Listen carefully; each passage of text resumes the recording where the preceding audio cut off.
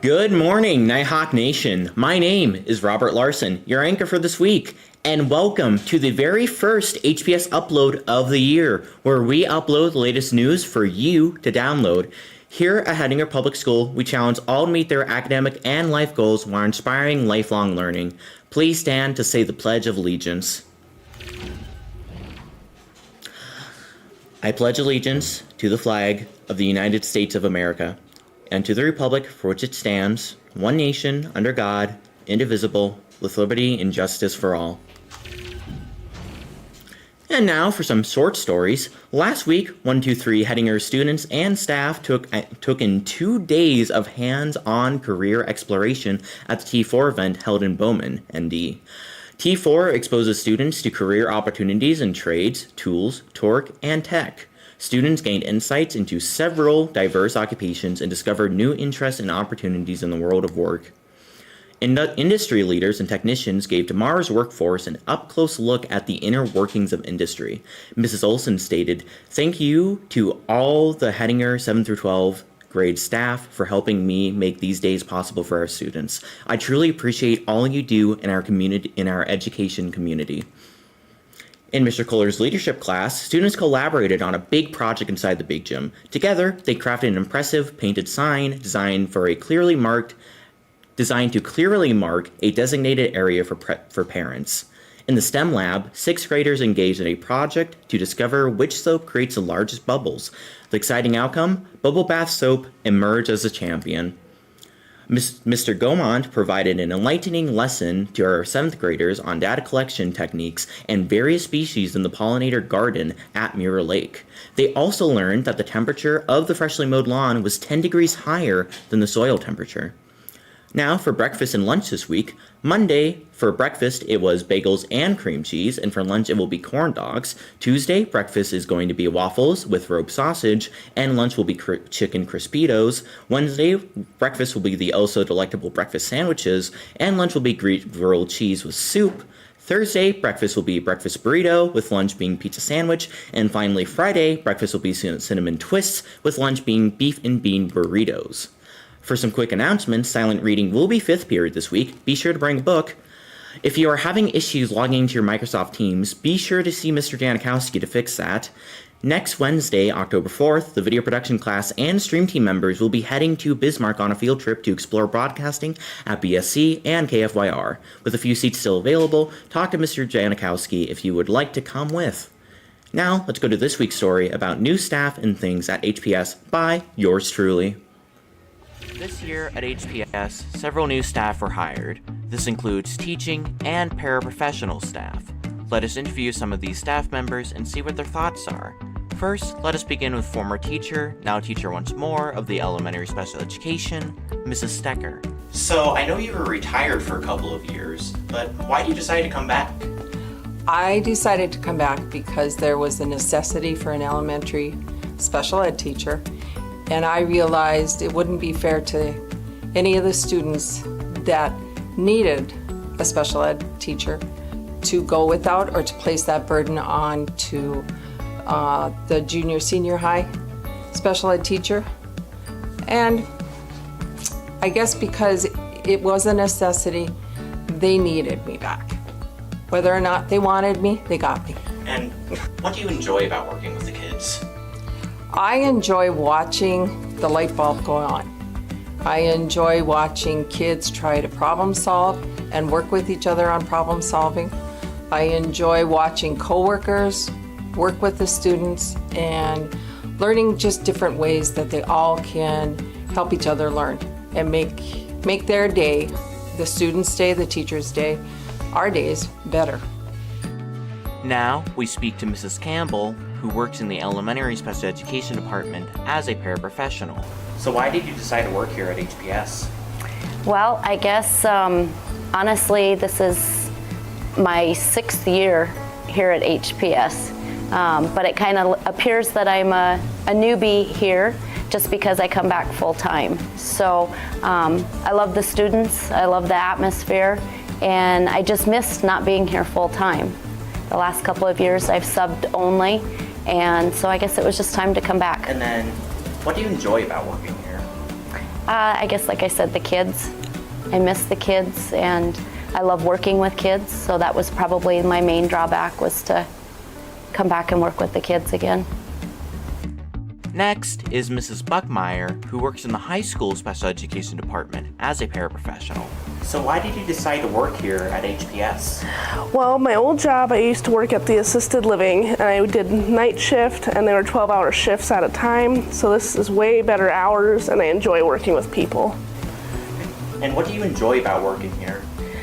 I enjoy working with the students, and I enjoy working with the staff. Everybody's really friendly here, and it's just a really welcoming workplace. And lastly, Mr. West, who teaches an EMT course here at the school. So why did you decide to teach EMT here at the school? Well, Hettinger Public Schools and West River Health Services have tried to come together to teach some health classes within the school system that are tied into West River Health Services.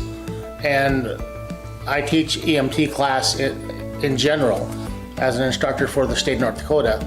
And the chance to get into the school system and teach younger people, say, first aid and advanced skills, because we are rural, any chance that we can teach people life-saving techniques, just whether they come into this business or not, I think benefits. And the fact that the school and West River Health Services are teaming up together for this class, I think, is a great asset for this community.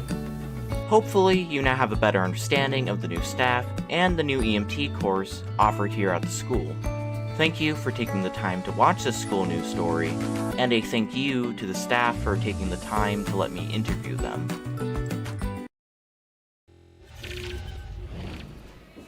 Thank you, myself, for that story. Now let's go to sports last week with Matthew Tamskahesh.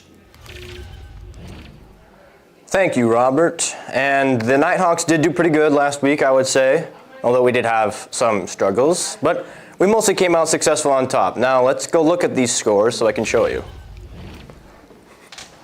So, volleyball this week versus the Bison Cardinals. C squad won 2-1, JV won 2-0, and varsity won 3-0. Good job, girls. The volleyball tournament in New England. We won with the third place. We had a third place finish, which is also really good. Football versus the Napoleon Imperials. Varsity won 30-26. Good job, guys. Now let's look at some highlights. So Nighthawks versus Cardinals volleyball game. Sophia Kennedy had a nice ace. Way to start off the game. Vanessa Ost with a block, making the score 5-5 in the first set. Layla Jensen with the dig, making the score 10-6. Sophia Kennedy with a kill, winning us the set.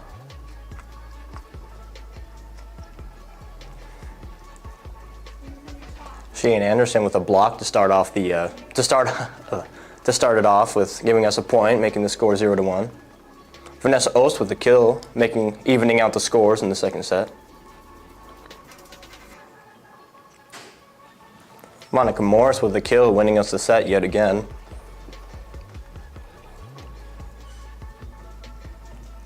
Olivia Havelka with a block, evening out the score, making it 1-1 in the third set.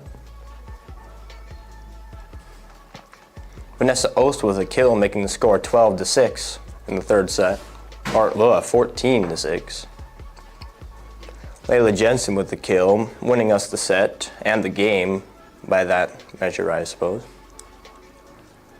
And sports this week. Volleyball. On Monday there will be a junior high triangular here at Hettinger.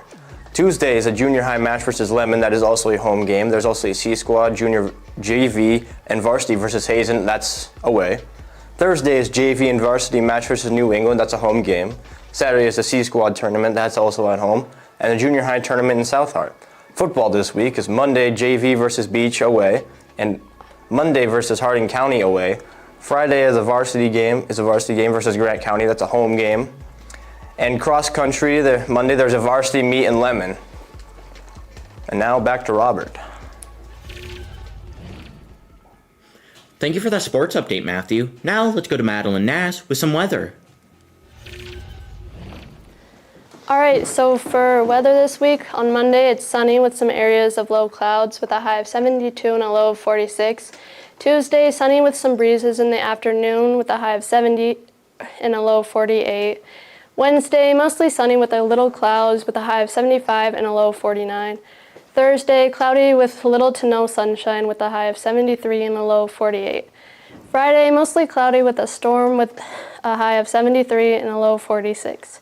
Saturday, morning rain and then the rest of the day just cloudy with a high of 65 and a low of 52. Sunday, morning shower, then clouds and breezes with a high of 69 and a low of 44.